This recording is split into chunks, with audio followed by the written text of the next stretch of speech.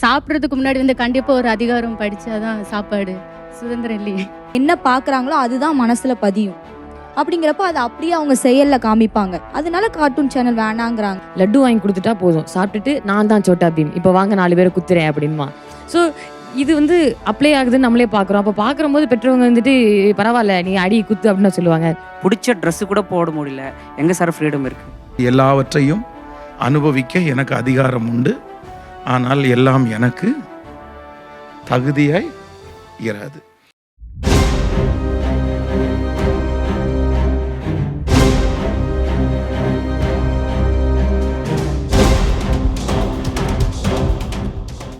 Hello வாலிபர் உலக நேயர்களே, உங்கள் யாவரையும் இந்த வாலிபர் உலகம் நிகழ்ச்சிக்கு அன்புடன் வாழ்த்தி வரவேற்கிறோம். ஒவ்வொரு வாரமும் நம்ம யூத் வெல் ப்ரோக்ராம் மூலமாக புது ப்ரோக்ராம்ஸ் மூலமாக உங்களை சந்திக்கிறதுல நாங்கள் மிகுந்த மகிழ்ச்சி அடைகிறோம். நம்ம யூத் வெல் ப்ரோக்ராம் மூலமாக நீங்கள் அநேக காரியங்களை கற்றுக்கொள்கிறீங்க. உங்களுடைய வாழ்க்கைக்கு மிகவும் பிரயோஜனமாக இருக்கும் என்று நாங்கள் நம்புகிறோம். இந்த யங் ஜென்ரேஷன்ஸில் இருக்கிற ஒவ்வொரு வாலிபர்களுக்கும் நிறைய டவுட்ஸ் இருக்குது. அந்த டவுட்ஸை எப்படி யார்கிட்ட சொல்லி கிளியர் பண்ணுறதுன்னு தெரியாமல் ஒருவேளை நீங்கள் யோசிச்சுட்டு இருக்கீங்களா? உங்களுக்குள்ளேயும் நிறைய டவுட்ஸ் இருக்குதா? உங்களுடைய டவுட்ஸ்க்கு எல்லாமே இன்றைக்கி ஆன்சர் கிடைக்க போகுது. இன்றைக்கி யூத்ஸ்க்காகவே ஒரு ஸ்பெஷல் ப்ரோக்ராம் இருக்குது. என்னன்னு தெரியுமா? வாதம் விவாதம்ன்ற நிகழ்ச்சி. இந்த நிகழ்ச்சியின் மூலமாக உங்களுக்கு என்னென்ன கொஸ்டின்ஸ் இருக்கோ அந்த கொஸ்டின்ஸ்க்கான ஆன்சரை நீங்கள் தெரிஞ்சுக்கலாம். இந்த மாறி வருகிற மாடர்ன் டெக்னாலஜி வேர்ல்டில் பெற்றோரை விட பிள்ளைகள் ஒரு அட்வான்ஸாகவும் அப்டேட்டட் வேர்ஷன்ஸாகவும் இருக்காங்க. ஆனால் பெற்றோர்களுக்கு பிள்ளைகளை விட அதிக எக்ஸ்பீரியன்ஸ் இருக்குது. இருந்தாலும் நிறைய குடும்பங்களில் ஒரு விதமான புரிதல் இல்லாததுனால அந்த குடும்பங்களில் நிறைய சண்டைகள் ஏற்படுது.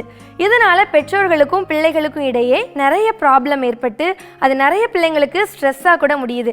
ஒருவேளை இந்த நிகழ்ச்சியை பார்த்து கொண்டிருக்கிற உங்களுடைய வாழ்க்கையில் கூட இதே மாதிரியான பிரச்சனைகள் காணப்படலாம். பெற்றோர்களுக்கும் பிள்ளைகளுக்கும் இடையே தலைமுறை இடைவெளி இருக்கா இல்லையான்னு சொல்லி 2 டீம் விவாதிக்க போகிறாங்க. வாங்க டாக் ஷோ பார்க்கலாம்.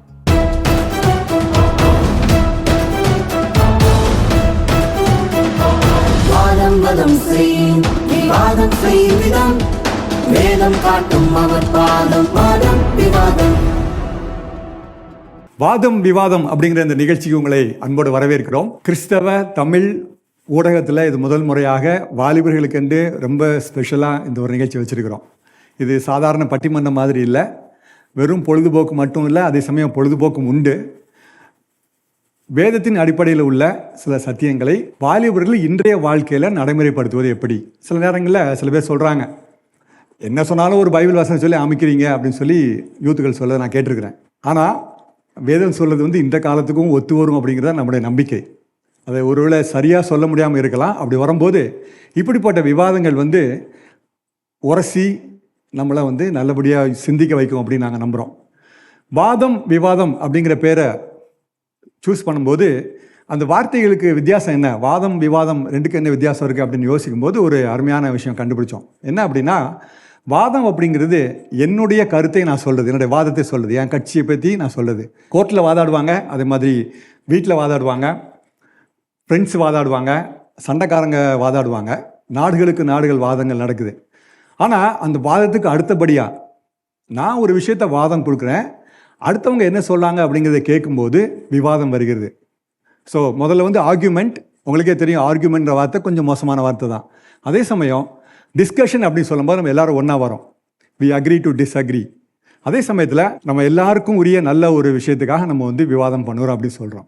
சில நேரங்களில் ஒரு கட்சி ஜெயிக்கும், அடுத்த கட்சி விட்டு கொடுத்து தான் ஆகணும் எல்லாருடைய நன்மைக்காக. அந்த மாதிரி வரும்போது இது பட்டிமன்றம் மாதிரி நாங்கள் ஜெயிச்சோமா நீங்கள் ஜெயிச்சோமா அப்படிங்கிற விஷயம் இல்லை. சுதந்திரம் அப்படின்ற டைட்டில் நீங்கள் பார்க்கும்போது 2 வித்தியாசமான கலரில் நீங்கள் பார்த்துருப்பீங்க, சு தந்திரம். இதில் தந்திரம் என்ன இருக்குது அப்படின்னு நீங்கள் யோசிங்க. அப்படின்னா சாத்தான் பண்ணுற டெக்னிக் என்ன அப்படின்னா, உனக்கு இருக்கிற எல்லா சுதந்திரத்தையும் மறக்க வச்சுட்டு ஆண்டவர் கொடுத்த ஒரே ஒரு கட்டுப்பாட்டை மட்டும் பெருசாக சொல்லி உங்களை தந்திரத்தில் உழ வைப்பான். ஆனால் சுதந்திரம் அப்படின்னு சொல்கிற விஷயத்தில் தந்திரமாக இருந்தால் கூட அந்த சூங்கிற வார்த்தைக்கு இன்னொரு அர்த்தம் இருக்குது, நல்ல அப்படின்னு அர்த்தம். உதாரணமாக சுவிசேஷம் அப்படின்னு நம்ம சொல்லும்போது சு விசேஷம், விசேஷம்னா ஒரு செய்தி, சு அப்படின்னா நல்லது, நல்ல செய்தி, நற்செய்தி நம்ம சொல்கிறோம்.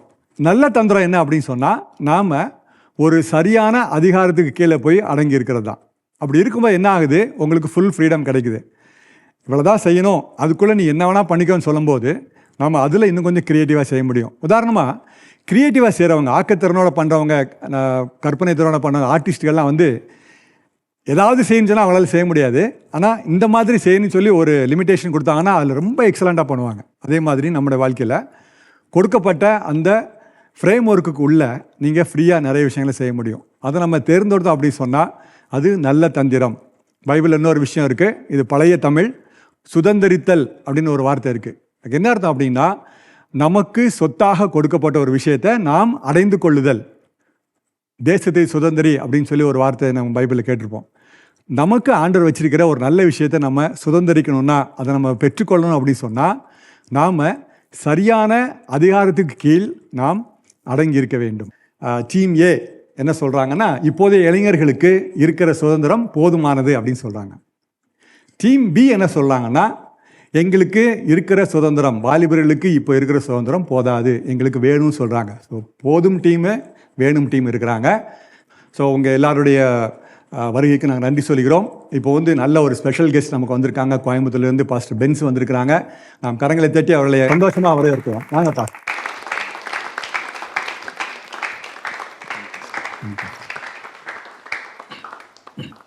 சுதந்திரம் அப்படின்னு சொல்லும்போது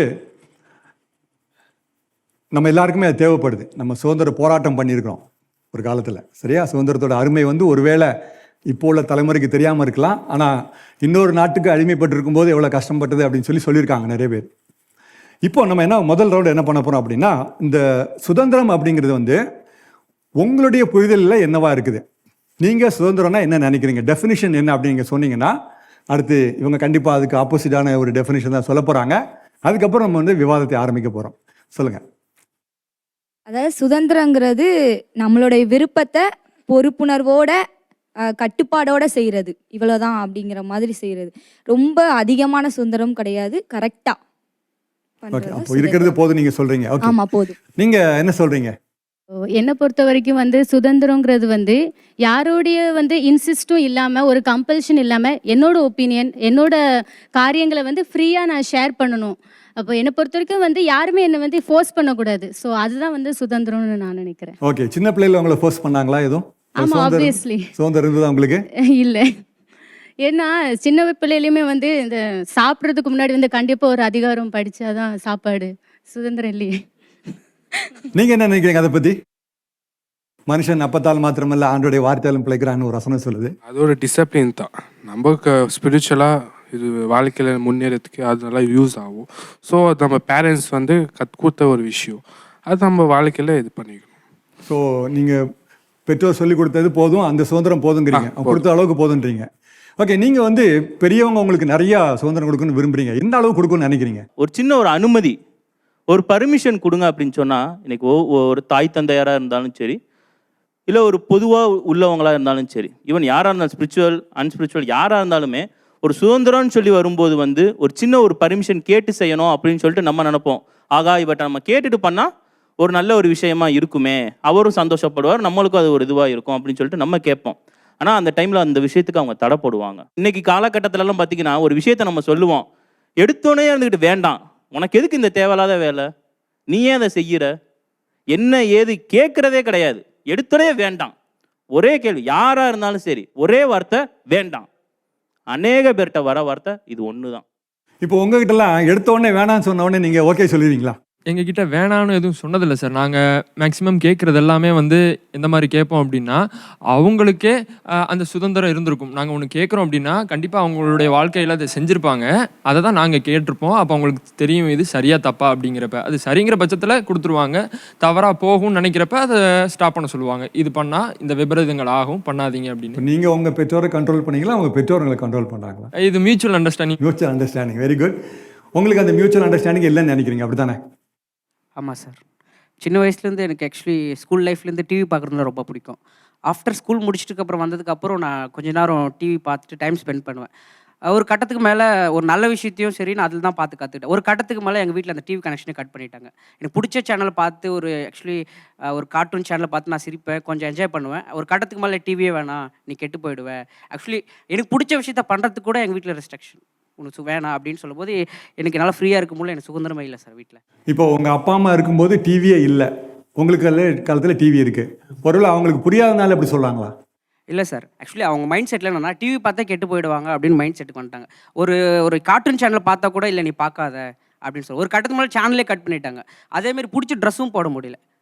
அதில் நீ இது போடுறீங்க இது போடக்கூடாதுன்னு சொல்கிறாங்க. எல்லாருமே சுதந்திரமே இல்லை ஆக்சுவலி எங்கள் வீட்டில். உங்களுக்குலாம் டிவி பார்க்க சுதந்திரம் இருக்குதா? உங்கள் கையில் ரிமோட் தந்துடுவாங்களா? டிவி இருக்குதா உங்கள் வீட்டிலலாம்? அவங்க வந்து ரொம்ப வருத்தப்பட்டு சொல்கிறாங்க. சார் டிவிங்கிறது ஒரு வந்து என்ஜாய்மெண்ட்டு தான். அது வந்து அளவுக்கு அதிகமாக பார்க்கக்கூடாது. கார்ட்டூன் சேனல் பார்க்கக்கூடாது அப்படின்னு சொல்கிறாங்கன்னா அதில் நிறைய இருக்கும். அதில் நல்ல விஷயங்களும் நம்ம கற்றுக்கலாம், கெட்ட விஷயங்களும் இருக்குது. அப்போ அதை பார்த்து சின்ன வயசில் அவங்க என்ன பார்க்குறாங்களோ அதுதான் மனசில் பதியும். அப்படிங்கிறப்ப அதை அப்படியே அவங்க செயலில் காமிப்பாங்க. அதனால கார்ட்டூன் சேனல் வேணாங்கிறாங்க. அப்போ அது ஒரு நல்ல விஷயம் தானே சார்? நாங்கள் பார்க்குறது ஒன்று மோட்டு பட்டில் பார்க்க போகிறோம், இல்லை சுட்டி டிவி பார்க்க போகிறோம், இல்லை இஞ்சி போனால் சிங்சாங் பார்க்க போகிறோம். இன்னும் நிறைய காலேஜ் படிக்கிற பசங்க வந்து சிங்சாங் பார்க்குறாங்க, சுட்டி டிவி பார்க்குறாங்க, இப்படிலாம் கூட பார்க்குறாங்க. இன்னும் நிறைய விஷயம் என்னென்னு பார்த்தீங்கன்னா, நம்ம நியூஸ் சேனல் பார்த்துட்டு இருப்போம். நம்ம நியூஸ் பார்க்கும்போது நியூஸ் போடும். இந்த அப்பா அம்மா வராங்க இல்லை வேறு யாராவது வராங்கன்னா வீணா போனவன் அந்த டைமில் பார்த்து ஏதாவது ஒரு விளம்பரத்தை போட்டு நம்மளை மாட்டி விட்ருவாங்க. அவன் விளம்பரத்தை போட்டு மாட்டுறதுக்கு நான் பொறுப்பாது? நான் என் மேலே தப்பு ஏதாவது இருக்கா சொல்லுங்கள்? நான் இவ்வளோ நேரம் நியூஸை தான் பார்த்தேன். நான் ஏதாவது தப்பாக பார்த்தேன்னா? எந்த ஒரு சினிமா பாட்டை எதையுமே அன்வான்டாக நான் எதையுமே பார்க்கல. நம்ம வாழ்க்கைக்கு தெரியணும், சரி ஏதாவது ஒரு ஜென்ரல் நாலேஜ் தெரிஞ்சுக்கணும் அப்படின்னு சொல்லிட்டு நியூஸை தான் பார்ப்பேன். அந்த நியூஸ் சேனலில் எதையாவது ஒன்று போட்டு விட்டு நம்மளை கோத்துட வேண்டியது. கடைசியில் அதுக்கு நம்மளை மிதின்னு மிதிக்கிறாங்க. இதை எதுக்கு பார்க்குற அப்படின்ட்டு. இப்போ நீங்கள் இவங்க சொல்லதை பார்த்தா நம்ம அப்பா அம்மாலாம் வந்து நாங்கள் அனுபவிக்கல, நீங்கள் என்னத்தை அனுபவிக்கணும்னு சொல்லி உங்களை போட்டு கண்ட்ரோல் பண்ண மாதிரி தெரியுது. நீங்கள் என்ன நினைக்கிறீங்க? இல்லை, உண்மையிலே நல்லதுக்காக தான் செய்கிறாங்கன்னு யோசிப்பேன். ஏன்னா எங்கள் சித்தி பையன் இருக்கான், லட்டு வாங்கி கொடுத்துட்டா போதும், சாப்பிட்டுட்டு நான் தான் சோட்டா பீம், இப்போ வாங்க 4 பேரை குத்துறேன் அப்படின்மா. ஸோ இது வந்து அப்ளை ஆகுதுன்னு நம்மளே பார்க்குறோம். அப்போ பார்க்கும்போது பெற்றவங்க வந்துட்டு பரவாயில்ல நீ அடி குத்து அப்படின்னு சொல்லுவாங்க. இப்போ ஃபோனுமே கொடுக்க மாட்டாங்க, கேம் விளாட்றாங்க, ஃப்ரீ ஃபயர் பப்ஜிலாம் விளாட்ற பசங்க வந்துட்டு சுடணும் கொல்லணும் இந்த மைண்ட் செட்டில் இருக்கிறவங்களால எப்படி ஒரு நார்மல் லைஃப்பை லீட் பண்ண முடியும்? ஸோ இதெல்லாம் கம்பேர் பண்ணும்போது தானே பேரண்ட்ஸ் வந்து ரெஸ்ட்ரிக்ட் பண்ணுறதுக்கு காரணமாக இருக்குது. ஓகே, நீங்கள் வந்து எந்த விதமான மீடியா வந்தாலும் நாங்கள் கரப்ட் ஆக மாட்டோம், நாங்கள் நல்லா இருப்போம் அப்படின்னு உறுதியாக சொல்ல முடியுமா? எனக்கு ஃபுல் ஃப்ரீடம் கொடுங்க, எல்லா டிவியும் நாங்கள் பார்ப்போம், ஆனால் நாங்கள் தப்பாக பண்ண மாட்டோம் சொல்ல முடியுமா? சின்ன பிள்ளைகள் வந்து கார்ட்டூன் பார்க்குறதே தப்புன்னு சொல்கிறாங்க. சரி, அப்போ வந்து 5 வயசு பிள்ளை 6 வயசு பிள்ளைன்னு வெளியே போய் கிரிக்கெட் பேட் எடுத்து கிரிக்கெட்டாக விளையாடும். சின்ன பிள்ளைகள் தானே, என்டர்டெயின்மெண்ட்டுக்காக கொஞ்சம் நேரம் கார்ட்டூன் பார்ப்பாங்க. அது மாதிரி வந்து கார்ட்டூனில் வந்து தப்பான விஷயத்த மட்டுமே காட்டுவாங்க அப்படி கிடையாது. சின்ன வயசுலேயே வந்து குட் டச் பேட் டச் இதெல்லாம் வந்து எதில் மீடியா தான் காட்டுது. ஒரு கார்ட்டூன் மூலமாகவோ அல்லது ஒரு சின்ன சின்ன குட்டி குட்டி ஸ்டோரிஸ் மூலமாகவும் தான் அந்த மாதிரி. அதெல்லாம் ரொம்ப முக்கியமான விஷயம். சின்ன வயசுலேருந்தே அவங்களுக்கு வந்து அதை காட்டுறது வந்து அதுதானே. இப்போ மீடியா அந்த டிவியில் மூலமாக தானே காட்டுறாங்க. ஸோ அது நல்லது தானே. ஸோ நீங்கள் சொல்கிறத பார்த்தா நல்ல விஷயத்துக்கே ஃப்ரீடம் இல்லைன்னு சொல்கிறீங்க. ஆமாம், அதாவது டிவியில் நல்லதும் இருக்குது கெட்டதும் இருக்குது. அது எப்படி நீங்கள் பிரிக்க போகிறீங்க உங்கள் அப்பா அம்மா சொல்லாமல்? ஏன்னா 99% வந்து அது ஒரு மார்க்கெட்டிங்காக தானே பண்ணுறாங்க மீடியா இன்ஃப்ளூயன்சர். இப்போ எப்படின்னா ஒரு கேக் கட்டிங் வச்சுக்கலாம், பர்த்டேனா முன்னாடி நம்ம கேக் கட் பண்ணவே மாட்டோம். இப்போ எல்லாருமே கட் பண்ணி அதை மூஞ்சில் அடிச்சுக்கிறது, முட்டை அடித்து இது பண்ணுறது எல்லாமே இன்ஃப்ளூயன்ஸ் வந்து அது நல்ல விஷயமா? நல்ல விஷயம் எது இன்ஃப்ளூயன்ஸாக இருக்குன்னு நீங்கள் ஒரு பாயிண்ட் மட்டும் யாராவது சொல்லுங்களேன் ஆப்போசிட்லேருந்து. பேரண்ட்ஸ் வந்து பிள்ளைங்களுக்கு வந்து நல்ல விஷயத்த கற்றுக் கொடுக்கணும், டிசிப்ளின் எப்படி வாழணுன்றது கற்றுக் கொடுக்கணும். ஆனால் அதே நேரத்தில் உலகத்துக்கும் பிள்ளைங்களை வந்து எக்ஸ்போஸ் பண்ணி தான் வளர்க்கணும். அப்போ தான் அவங்களா கற்றுப்பாங்க எது நல்லது எது தப்பு எது நான் எடுத்துக்கலாம். அவங்களுக்கும் எது தப்புன்றதுக்கு அவங்க எக்ஸ்போஸ் ஆகி வளரும் போது தான் அவங்களுக்கு சொல்லி கொடுத்த அந்த டிசிப்ளின் படி அவங்க எதை சூஸ் பண்ணலாம் அப்படின்ற ஃப்ரீடம் வந்து கண்டிப்பாக அவங்களுக்கு இருக்கணும். ஓகே, இப்போ நம்ம வந்து 1-2 உங்கள் வாழ்க்கையில் நடந்த உதாரணங்களை சொன்னால் நல்லா இருக்கும்னு நான் நினைக்கிறேன். உங்கள் வாழ்க்கையில் எனக்கு இருக்கிற சுதந்திரம் போதும், அது எனக்கு நல்லதாக இருந்திருக்கு அப்படிங்கிறதுக்கு ஒரு உதாரணம் சொல்ல முடியுமா? எங்கள் அக்கா பசங்க ஜாஸ்பர் ஜோயில்னு 2 பசங்க, ஒருத்தன் 7th படிக்கிறான், ஒருத்தன் 5th படிக்கிறான். ஸோ அவ்வளோ படிக்கிற பசங்க தான் ஸ்கூலுக்கு போகிறாங்க, ரெகுலராக ஸ்கூலுக்கு போகிற பசங்க. ஃபோன் யூஸ் பண்ணுறது, ஃப்ரெண்ட்ஸ் பற்றி பேசுகிறதெல்லாம் எங்கள் வீட்டில் வந்து சொல்லுவாங்க. இப்போ அவங்க அம்மா எப்படி கொடுப்பாங்கன்னா ஒரு லிமிட், இவ்வளோ நீ யூஸ் பண்ணால் போதும். அதுவும் அவங்க ஃபோனே யூஸ் பண்ண மாட்டாங்க, மெஜாரிட்டி ஃபோன் கிடையாது. பைபிள் வாசிக்கிறது, ப்ரேயர் பண்ணுறது, அதை விட்டால் ஹோம்ஒர்க் பண்ணுறது தான். ஃபோன் வேணும் அவன் அப்படின்னு அந்த பையன் ஜோயல்ங்கிற பையன் கேட்டானா, அம்மா நான் வீடியோ எடிட் பண்ணி தரேன், ஊழியத்துக்கு ஏதாச்சும் செஞ்சு தரேன், கொலேஜ் பண்ணி தரேன், இந்த மாதிரி கேட்டு வாங்குவான். ஸோ அவங்க ஒருவேளை அவங்க கேட்கலாம் நான் கேம் விளாண்டுட்டு தரேன். இதுக்கு முன்னாடி வந்து ஊழியத்தை பற்றி கேட்கல அப்படின்னா சூப்பர் புக் பார்த்துட்டு தரேன், வேறு எதுவுமே கேட்க மாட்டாங்க. மெஜாரிட்டி அவங்க ஸ்கூல் டைமில் தான் ஸ்பெண்ட் பண்ணுறாங்க. ஆனால் அவங்க ஃப்ரெண்ட்ஸ் சொல்கிற கதையை வந்து இங்கே சொல்லுவாங்களே தவிர அதை நானும் பண்ணணுங்கிறத சொல்ல மாட்டாங்க. காரணம் அவங்களுக்கான சுதந்திரம் போதும்னு அவங்க நினைக்கிறாங்க. எங்கள் அம்மா எனக்கு இந்த சுதந்திரம் கொடுக்குறாங்க, இது எனக்கு போதும், இதை தாண்டி நான் சுதந்திரத்துக்கு ஆசைப்பட மாட்டேன். ஏன்னா எங்கள் அம்மாவுக்கு தெரியும் எனக்கு இந்த சுதந்திரம் போதுங்கிறது. ஸோ இவங்க சொல்கிறத பார்க்கும்போது பெற்றோர் தான் எல்லாத்துக்கும் காரணம்னு நினைக்கிறோம். சரியா? ஏதோ ஒரு வகையில் அவங்க வந்து உங்களை வளர்த்துருக்காங்க. இப்போ வந்து எனக்கு ஃப்ரீடம் வேணும்னு சிந்திக்கிற அளவுக்கு உங்களுக்கு உங்கள் பேரண்ட்ஸ் தான் கொடுத்துருக்காங்கன்னு நினைக்கிறேன், விடுதலை. அப்படி பார்க்கும்போது உங்கள் பேரண்ட்ஸ் வந்து இன்னும் கொஞ்சம் அதிகம் புரிஞ்சுக்கிட்டா அவங்களுக்கு இந்த சுதந்திரம் கொடுப்பாங்கன்னு நினைக்கிறீங்களா? எல்லா பேரண்ட்ஸும் அப்படி கிடையாது. சில பேரண்ட்ஸ் வந்து அவங்களுடைய பயத்தினால பிள்ளைங்களை வந்து கட்டுப்படுத்துகிறாங்க. நியூஸில் ஒரு செய்தி பார்க்குறாங்க, இது மாதிரி நம்ம பிள்ளைங்களுக்கு ஆயிடுமோ அப்படின்ற பயத்தினாலே கட்டுப்படுத்துகிறாங்க. ஓகே. அந்த பேசிக்கான சுதந்திரம் கொடுக்காம இவங்க வந்து வெளியில் நடந்து போனால் கூட எங்கே கடத்திட்டு போயிடுவாங்களோ அப்படி வந்து அவங்க நினைக்கிறாங்க. நெகட்டிவ் தாட்ஸ் எப்போவுமே இருக்கு. நெகட்டிவ் தாட்ஸ்னால வந்து அவங்களுக்கு அந்த சுதந்திரம், முக்கியமாக பெண்களுக்கு வந்து அதை கொடுக்க மாட்டாங்க. ஸ்கூட்டி ஓட்ட கொடுக்க மாட்டாங்க. அது ஒரு பயம், கீழே விழுந்துருமோ, அந்த மாதிரி ஆக்சிடென்ட் ஆயிருமோ, அப்படியே ஒரு தாட் இருந்தால் யாரும் ட்ராவல் பண்ண முடியாது, யாரும் எங்கேயுமே போக முடியாதுல்ல. உங்கள் பேரண்ட்ஸ்லாம் பயமே கிடையாதா? ஆக்சுவலி எங்கள் அப்பா பஸ் டிரைவராக இருக்காங்க. இவங்க சொல்கிற நியூஸ்லலாம் நடக்கிறதெல்லாம் எங்கள் அப்பா கண்ணு முன்னாடி பார்ப்பாங்க. எங்கள் அப்பா நிறைய சொல்லியிருக்காங்க. அதாவது லவ் பண்ணிட்டு வந்துட்டாங்க பாப்பா, பஸ்ஸில் ஏறி உட்காந்துருக்காங்க, எனக்கு என்ன சொல்கிறதுன்னு தெரில, ஆனால் நான் உன்னை நம்புகிறேன். நான் வந்து ஊழியத்துக்கு போயிட்டு வந்தால் நைட் மேபி 10 o'clock, ஒரு தடவைலாம் 12 o'clock ஆயிடுச்சு. ஏன்னா சுவிசேஷ ஊழியத்துக்கு போயிருந்தோம், ரிட்டன் வர லேட் ஆயிடுச்சு. எங்கள் அம்மா அப்பா ஒன்றுமே எனக்கு ஒரு 10 o'clock கிட்ட கால் பண்ணியிருப்பாங்க, அம்மா லேட் ஆயிடுச்சிங்க நான் வந்துடுறேன்னு சொன்னேன். என்னை நம்ப தான் செய்கிறாங்க. காரணம் அவங்க நம்புறாங்கிறத விட அவங்க எனக்கு கொடுத்த சுதந்திரம். எவ்வளோ விஷயம் நடந்ததை பார்த்தாலும் சரி நம்ம பொண்ணு அப்படி பண்ண மாட்டா, அவளுக்கு நம்ம ஒரு ஃப்ரீடம் கொடுத்துருக்கோம், அதை அவள் மதிக்கிற பொண்ணாக இருக்க போய் நமக்கு ஆப்போசிட்டாக எதுவும் பண்ண மாட்டா அப்படிங்கிற ஒரு நம்பிக்கை அவங்களுக்கு இருக்குது. அந்த சுதந்திரத்தையும் எனக்கு கொடுத்துருக்காங்க. சரி, இதெல்லாம் கேட்கும்போது இதெல்லாம் அந்தந்த மக்களுடைய பர்சனாலிட்டியில் தான் இருக்குதுன்னு நான் நினைக்கிறேன். உங்கள் அப்பா அம்மா எந்த பர்சனாலிட்டியில் இருக்காங்களோ அது மாதிரி தான் அவங்களை கண்ட்ரோல் பண்ணுறாங்க. அவங்க அப்பா அம்மா எந்த பர்சனாலிட்டியில் இருக்கோ அது மாதிரி தான் அவங்க ஃப்ரீயாக விட்றாங்கன்னு இருக்குது. இப்போ நான் அதே கேள்வி உங்கள்கிட்ட கேட்குறேன். இப்போ ஃப்ரீயாக விட்டாங்க, பொண்ணுங்களும் பசங்களும் ஒன்றா சேர்ந்து ஸ்டடிக்கு போகிறாங்க, கம்பைன் ஸ்டடி போகிறாங்க, நைட்டில் நாங்கள் அங்கே தங்க போகிறோம், அல்லது அங்கே ட்ரிப்பு போகிறோம், அந்த ஊருக்கு இந்த ஊருக்கு போகிறோம், நாங்கள் தனியாக பசங்க பொண்ணுங்க அப்படின்னு சொல்கிறாங்க. அந்த மாதிரி வரும்னு ஒரு பயம் இருக்குது. நீங்கள் என்ன நினைக்கிறீங்க அதை பற்றி? என்னைய வந்து நல்ல விஷயத்துக்கு நீங்கள் சொன்னீங்க, நல்ல விஷயத்துக்கு வந்து ஃப்ரீடம் இருக்கான்னு சொல்லிட்டு. ஆனால் நான் வந்து வெளியில் மினிஸ்ட்ரிக்கு நான் போகிறேன் அப்படின்னு சொன்னால் கூட நீ 6 மணிக்கு வீட்டில் இருக்கணும், 10 மணிக்கு கூட இல்லை, 6 மணிக்கு இருட்டி இருக்க கூடாது, ஆனால் வந்து 6 மணிக்கு நீ வீட்டில் இருக்கணும் அப்படின்னு சொல்லிட்டு ஒரு ரெஸ்ட்ரிக்ஷன். ஆனால் வந்து நான் எந்த ஒரு தப்பான காரியத்துக்கும் நான் போகலை, மினிஸ்ட்ரிக்கு தான் போகிறேன், ட்ராக்ஸ் கொடுக்க அந்த மாதிரி தான் போகிறேன். ஆனால் வந்து அங்கேயும் ஒரு ரெஸ்ட்ரிக்ஷன், நீ வந்து போகக்கூடாது, 6 மணிக்கு நீ என்ன வேலை செஞ்சாலும் 6 மணிக்குள்ளே செய்யு அப்படின்னு ஒரு ரெஸ்ட்ரிக்ஷன் இருக்கு. ஓகே, நீங்கள் வந்து சுதந்திரமே இல்லைன்னு சொல்கிறீங்க, ரைட்டு. இப்போ வந்து இந்த நிகழ்ச்சியை எல்லாருமே பார்க்குறாங்க, யூத் மட்டும் இல்லை பெரியவங்களும் பார்க்குறாங்க. இந்த சுதந்திரம் கொடுக்கறதுக்கு என்ன பண்ணலாம், ஒரு தீர்வு சொல்லுங்களா பார்க்கலாம். சரி சார், நிச்சயமாக ஃப்ரீடம் இல்லைன்னு தான் சார் சொல்லுவேன். சார் இப்போ நான் போட்டுட்டு இருக்க ட்ரெஸ்ஸில் ஏதாச்சும் குறை இருக்குன்னு நீங்கள் நினைக்கிறீங்களா? உங்களுக்கு தெரியுதா? மானத்தை மறைக்கிறது நல்லா தான் இருக்குது, மேட்சிங்காக இருக்குது. ஓகே சார், ஹாப்பி தான். இந்த ட்ரெஸ் போடக்கூட எனக்கு ஃப்ரீடம் இல்லை சார். ஓகே, வீட்டிலேருந்து கிளம்போது இந்த ட்ரெஸ் ஏன் போடுற, கேஷுவலாக போகலாமே இல்லை ஃபார்மலாக போகலாமே, பிடிச்ச ட்ரெஸ்ஸு கூட போட முடியல, எங்கே சார் ஃப்ரீடம் இருக்குது? ரொம்ப வருத்தத்தோட தான் வீட்டில். அம்மாவுக்கு அவ்வளோ பாசம். இந்த துணியில் எடுத்து கொடுத்தது யாரு? வீட்டில் தான் எடுத்து கொடுத்தாங்க. ஆனால் அதுவே போட வேணாம்னு சொல்லுவாங்க. போடக்கூடாதுன்னு வாங்கி கொடுத்துட்டு போட வேணாம் சொல்லுவாங்க. அப்படிதான் சார் இருக்காங்க. இப்போ வாங்கி கொடுத்துட்டு போட்டு கூட சொல்ல மாட்டாங்க. இப்போ உள்ள யங்ஸ்டர்ஸில் நிறைய பேர் சுதந்திரம் அப்படின்னு சொல்கிற விஷயம் என்ன அப்படின்னா, எனக்கு சட்டை போட சுதந்திரம் இல்லை, நான் நினச்ச மாதிரி சட்டை போடணும், மற்றவங்கள மாதிரி நான் சட்டை போடணும் அப்படின்னு சொல்கிறாங்க. நான் முடி வெட்டுறதுல அப்படி இருக்கணும் இப்படி இருக்குன்னு சொல்கிறாங்க. நல்லா யோசிச்சு பார்த்தீங்கன்னா இந்த எல்லாமே வந்து ஷார்ட் டேர்முக்குள்ளே தான், சின்ன விஷயந்தான், உடனே மாறி போயிடும். நாளைக்கே அல்லது அடுத்த வருஷமே இந்த ஃபேஷன் மாறி வேறு வரலாம். உங்கள் சுதந்திரம் வந்து ஒரு ஷார்ட் டேர்மான சுதந்திரமாக தான் இருக்குது, நீங்கள் எதிர்பார்க்குற சுதந்திரம்.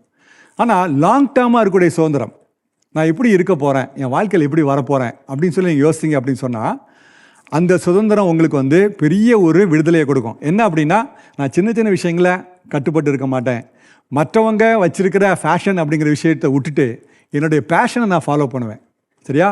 உங்கள் ஃப்ரீடம் அப்படிங்கிறதுக்குள்ள டெஃபினிஷன் என்னவாக இருக்கணும் அப்படின்னா, நகர்ந்து போகக்கூடிய தற்காலிகமாக இருக்கக்கூடிய ஃபேஷன் இல்லை, உங்கள் வாழ்க்கை முழுவதும் இருக்கக்கூடிய பேஷன். அந்த பேஷன் வந்து கடவுளுடைய மனுஷங்களுக்கு இருந்தது, அவங்களுக்கு ஏகப்பட்ட லிமிட்டேஷனுக்கு நடுவில் தான் அவங்க பேஷனை அவங்க அச்சீவ் பண்ணி காட்டினாங்க. பேரண்ட்ஸ் வந்து நம்ம ரிசல்ட் வர்றதுக்கு முன்னாடியே நீ இவ்வளோ மார்க் எடுத்துருவ, நான் வந்து ஒன்றை இதை சேர்த்துருவேன். இப்போவே என்கிட்ட வந்து நான் இப்போ 12th முடிச்சிருக்கேன், ஆனால் என்கிட்ட எதுவும் கேட்கல, எனக்கு இப்போதைக்கு எதுவும் தோணலை. ஆனால் எங்கள் வீட்டில் எல்லாருமே சொல்கிறாங்க நீ நர்சிங் போயிரு.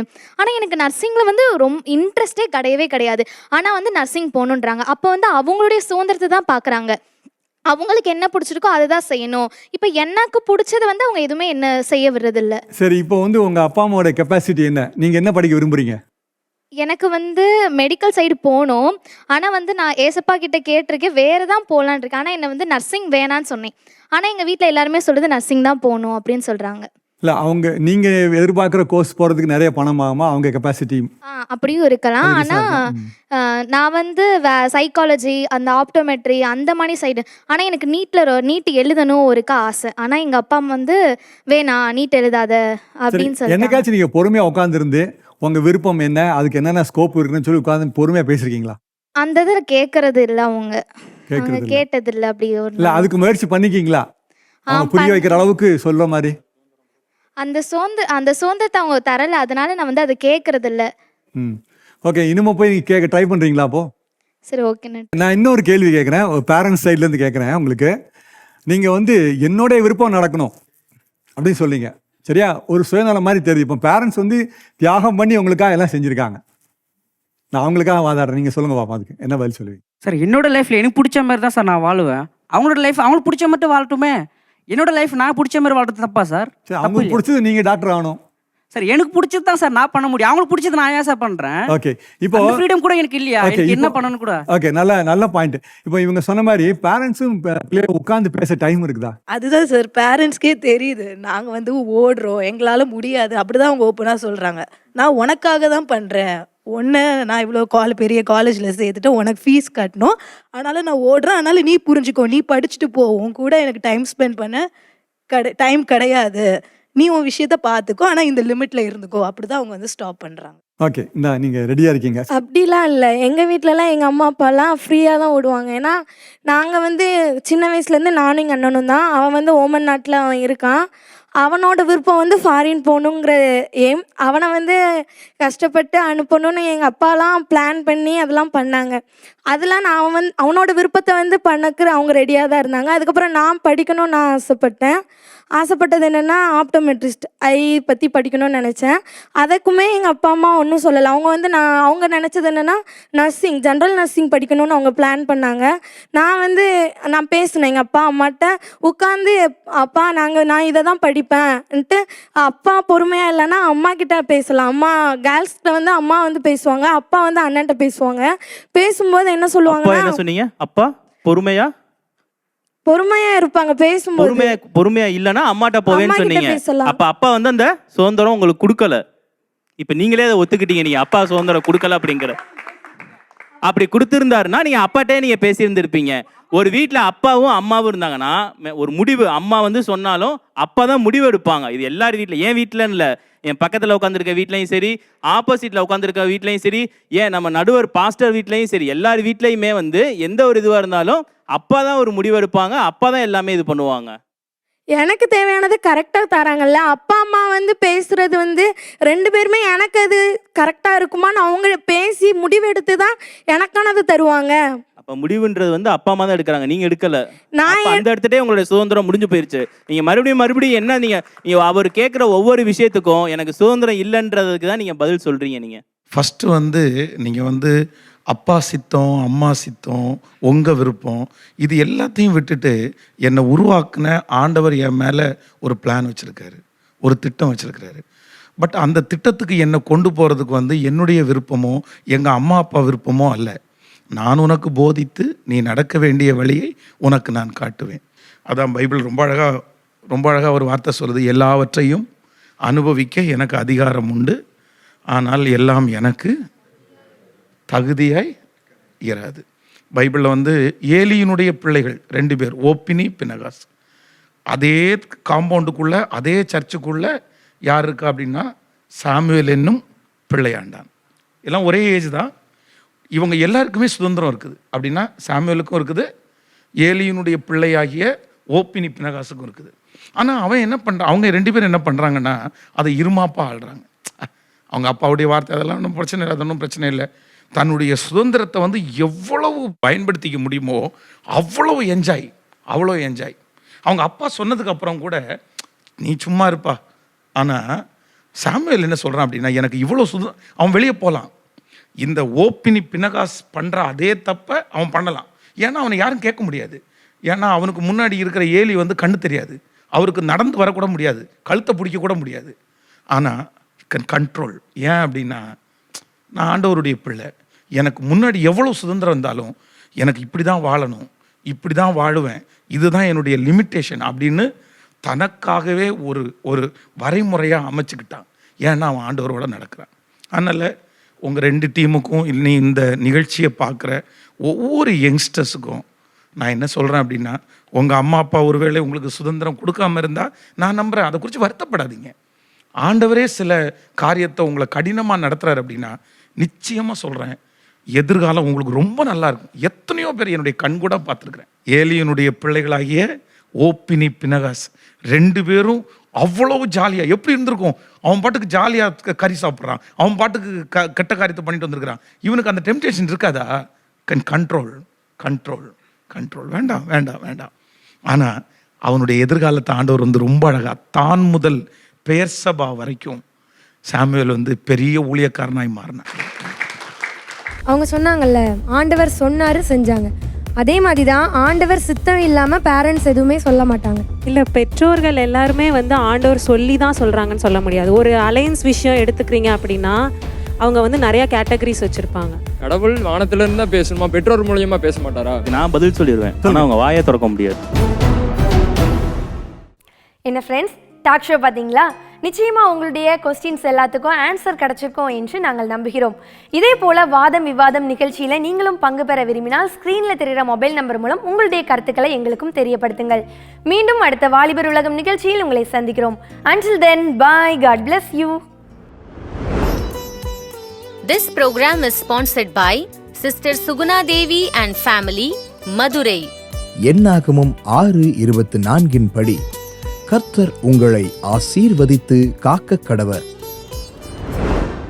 அன்பானவர்களே, நீங்களும் தொலைக்காட்சி ஊழிய பங்காளராகிட தொடர்பு கொள்ள வேண்டிய தொலைபேசி எண் 9422246611.